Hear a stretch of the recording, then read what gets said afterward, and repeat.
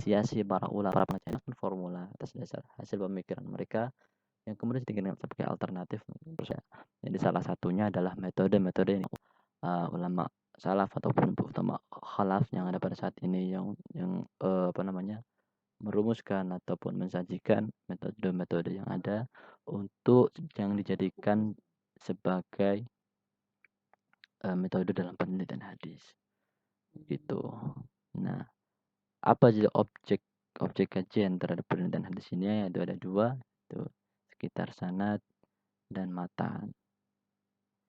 Sebenarnya apa itu sanad? Dan mungkin untuk kita sendiri sebagai mahasiswa hadis sudah tidak asing lagi sanad, apakah sanad itu.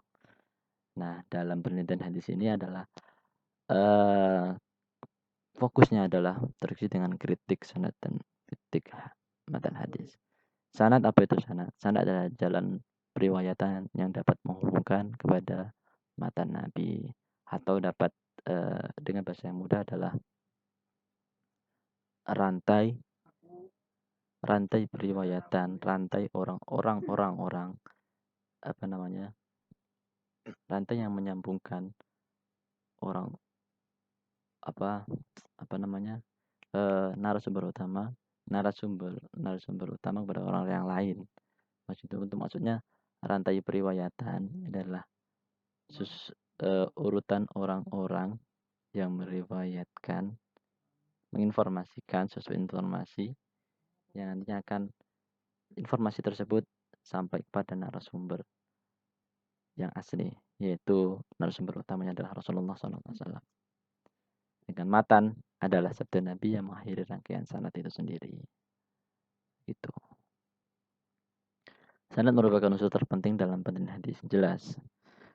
Karena di dalam sanad itu adalah salah satu kajian yang sangat penting dalam penelitian hadis. Kenapa yang terpenting? Nah, ketika kita melakukan tahlil hadis yang merupakan salah satu unsur yang kita teliti dalam penelitian hadis ini adalah kita meneliti apa sanad. Sanad itu meneliti orang-orang yang terdapat dalam hadis itu, rawi-rawi yang terdapat dalam hadis yang meriwayatkan suatu hadis. Maka dari itu, entah itu nanti dikaji bagaimana biografi, bagaimana hal keadaan orang tersebut, bagaimana kualitas orang tersebut, bagaimana perilakunya, apakah adil, dobin, terus terhindar dari syad, terhindar dari ilat. Yang dari itu ketika memenuhi kualifikasi 5 itu, yang pertama ittasul sanad, tersambungnya sanad, yang kemudian ada adil, terus beliau untuk dobit, tidak syad, tidak ilat, maka hadis yang diriwayatkannya itu bisa dibilang hadisnya sahih. Makanya itu harus dicari betul-betul biografi para perawi itu seperti apa ketika akan melakukan penelitian terhadap hadis gitu. Nah, dalam kualitas hadis dan dalam sanad itu menjadi dua ya.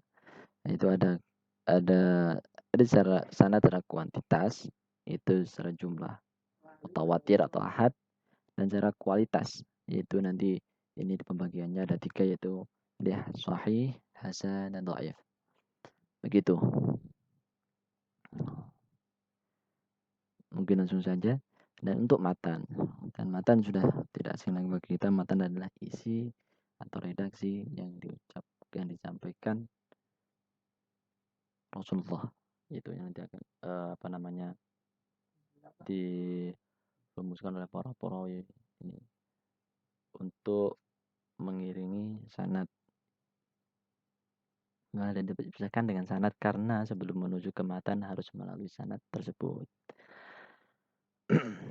Jadi kesesuaian kalau ada sanad ya harus ada matan. Masa ada rantai orang yang menyampaikan itu terus menyampaikan apa gitu kan, nggak ada informasi. Nah, ini ada makanya dalam hadis tidak bisa dipecahkan antara sanad dan matan. Nah, terus ketika ada matan nggak ada sanad itu juga nggak bisa ada informasi siapakah yang mengucapkan, siapakah yang menginformasikan informasi tersebut. Kapannya untuk matan adalah informasi yang disampaikan dari beberapa orang, dari dari sumber utama, kemudian ke sumber-sumber yang lain, ke 1 orang, 2 orang, sampai sekarang sampai kepada kita informasi itu. Baik, nah untuk penelitian dalam metodologi penelitian ini dapat kita temui juga apa namanya, mungkin kata lain terhadap penelitian ini bisa kita temui juga di ilmu ma'anil hadis untuk mengerti makna-makna seperti apa. Gharibul hadis itu apa namanya, ketika ada untuk kita mengetahui kalimat-kalimatnya gharib, kalimat-kalimatnya masih tersembunyi tersembunyi maknanya, dan perlu adanya apa namanya, standarisasi, perlu adanya eh, apa namanya, konsep-konsep untuk menemukan makna sesungguhnya dari gharibul hadis ini. Terus fikih hadis ini adalah eh, kaitannya erat dengan hukum-hukum hadis terhadap hukum-hukum terhadap suatu, begitu. Kaidah tersebut dapat digunakan mensifati suatu gejala seperti analogi, sindiran, karena dalam hadis Nabi tidak semuanya itu disampaikan dengan mengucapkan sebagai kalimatnya, mengucapkan ala kadarnya. Seringkali beberapa kali dalam hadis yang disampaikan Rasulullah itu beliau menyampaikan perumpamaan gitu. Jadi perumpamaan ini, jadi analogi-analogi yang disampaikan Rasulullah kepada para sahabatnya itu seringkali beberapa kali Rasulullah juga mengucapkan menggunakan analogi begitu. Makanya di sini untuk mengetahui ini analogi, sindiran-sindiran, gestur lampang atau sebagainya, itu perlu adanya ilmu manil hadis ini, gharibul hadis, fikih hadis. Dan terus bagaimana cara kita metode penelitian hadis ini dilakukan? Sebelum sampai di situ, mungkin perlu adanya kita mengetahui apa sih tujuan penelitian? Apa sih tujuan penelitian itu kan? Tujuan penelitian adalah mengetahui kualitas hadis itu seperti apa nantinya. Output daripada tujuan penelitian itu seperti apa. Salah satunya adalah mengetahui kualitas hadis. Yang kan balik juga terdapat tadi, itu untuk menentukan kualitas hadis itu dibagi 3.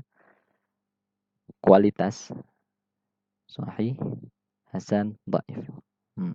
Nanti juga ada pembagian di dalamnya. Nah, untuk yang kedua ini adalah memahami makna yang dikandung hadis Nabi. Begitu. Apa sih makna sesungguhnya hadis Nabi? Seringkali karena beliau itu mengucapkan beberapa kali ya, karena beliau memang lahirnya di Arab, terus beliau juga kenapa mengucapkan seperti itu? Kenapa beliau bersabda seperti itu?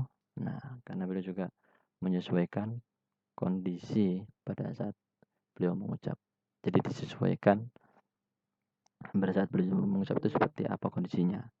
Nah, maka dari itu kemudian di era sekarang itu perlu adanya teks-teks hadis yang hanya disebut teks, ketika dimaknai hanya sebatas teks. Itu seringkali menimbulkan problematika, yaitu yang cukup fatal ketika hanya perlu tidak tidak dipahami secara komprehensif.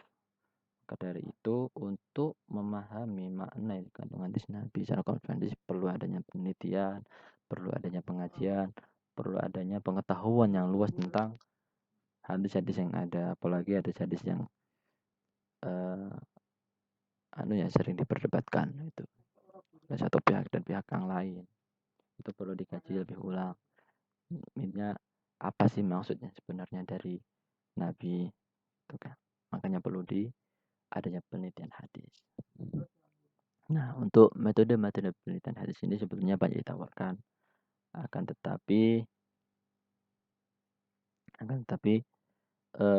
dalam hal ini saya mengutip metode dari Syuhud Ismail. Sebetulnya ada banyak. Ini secara global maupun secara rinci. Itu secara global. Kalau metode secara global ini banyak ditawarkan. Ada beberapa ulama juga menawarkan, yaitu Al-Khatib Al-Baghdadi, Ibnu Al-Jauzi, Mustafa Azibai, kemudian Salahuddin Al-Adabi.